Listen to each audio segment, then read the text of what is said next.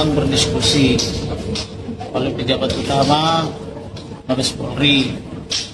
Di dalam diskusi itu saya meminta supaya ditetapkan orang-orang tertentu menjadi tersangka dengan alasan saya sudah memberikan solusi supaya orang itu meninggalkan cara-cara yang lama, fitnah-fitnah, tetapi tidak mau meninggalkan cara itu, tetap mereka bergelimang di dalam dosa fitnah itu.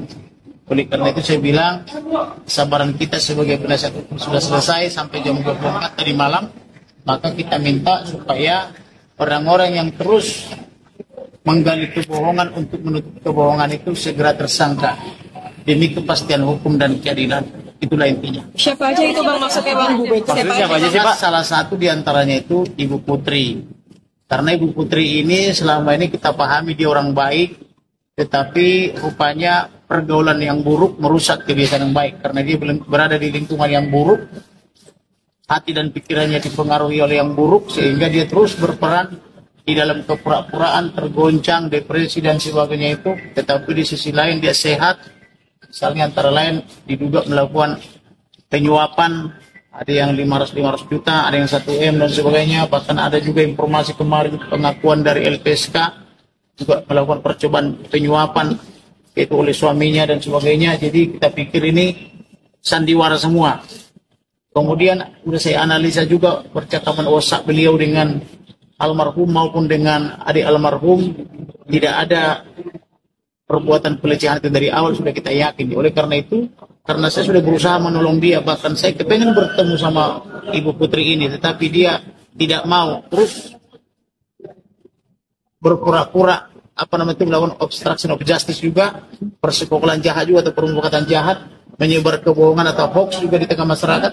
Maka demi kepastian hukum, saya minta supaya Ibu Putri segera ditetapkan tersangka. Demikian juga yang lain-lainnya itu yang menghalang-halangi penyidikan maksudnya, yang merusak barang bukti, yang menyembunyikan barang bukti juga harus segera dijadikan tersangka, jangan hanya dikenakan kode etik. Itu intinya. Hasil koordinasi dengan penyidik tadi gimana Bang, dan apakah ada kepastian gitu penyidik juga akan manggil PC? Saya meminta itu dengan sangat, dan mereka lagi pertimbangkan. Akan ada pemanggilan juga terhadap PC dari penyidik Barreskrim, tadi ada saya info? Minta, karena kalau cuma alasan katanya itu terguncang, depresi, ya digantilah psikolog klinisnya menjadi psikiater atau dokter psikiater, karena dokter psikiater itu kan lebih hebat dia dan lebih luas jangkauannya, bisa diberikan dia misalnya obat supaya tidak depresi atau dibikin treatment tertentu yang terukur gitu loh, supaya dia bisa bahagia kan begitu, daripada terus berpura-pura kan nanti masyarakat jadi menganggap penegakan hukum di negeri ini kan bisa dipermainkan toh.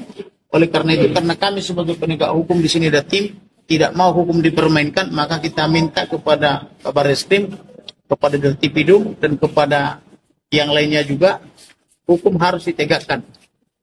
Jangan hukum itu ditipu dengan kepura-puraan, apalagi dengan cara-cara obstruction of justice gitu.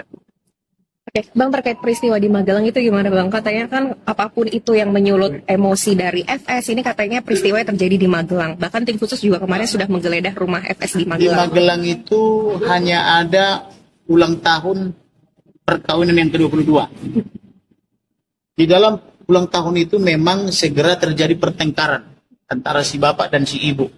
Sehingga si bapak pergi meninggalkan ulang tahun itu atau acara itu segera setelah selesai dengan meninggalkan istri dan anaknya maupun para ajudannya.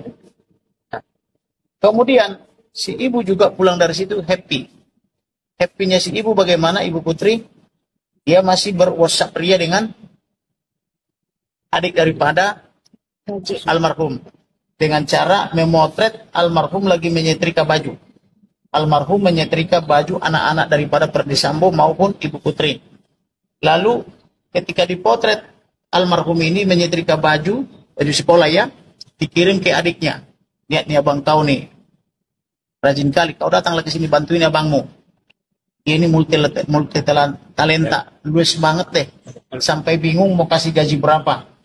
Karena banyak yang dikerjakan kan gitu, bukan hanya sebagai ajudan tapi sampai menyetrika baju anak-anaknya. Nah, artinya di situ Ibu Putri tidak ada masalah toh, tidak tergoncang toh. Bang.